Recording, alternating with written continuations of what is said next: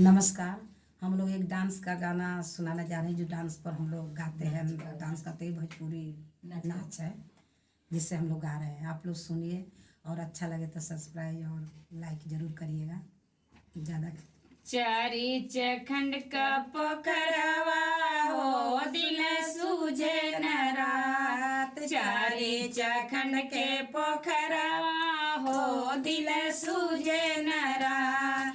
केकरा के होला जड़ से जड़िया केकरा के भूखा।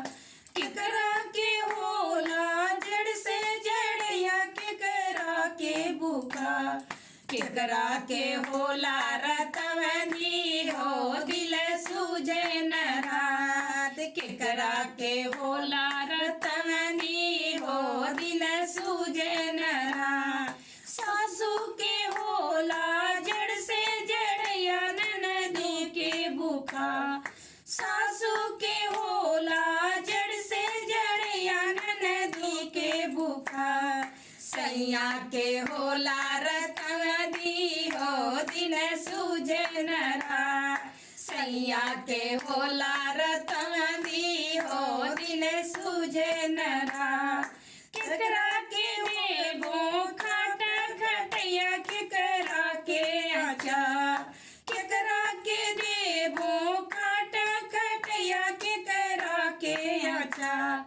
केकरा के देबो मुरब्बा हो दिन सूझे न रात। केकरा के देबो मुरब्बा हो दिन सूझे न रात। सासू के देबो खाट खटैया ननदी के आचार। सासू के देबो खाट खटैया ननदो के आचार। सैया के देबो मुरब्बा हो दिन सूझे न रात। सैया के देबो मुरब्बा हो दिन सूझे न रात। सैया के देबो मुरब्बा हो दिन सूझे न रात। धन्यवाद। मेरे गाने को आप लाइक और सब्सक्राइब जरूर करिएगा अगर आपको अच्छा लगे तो।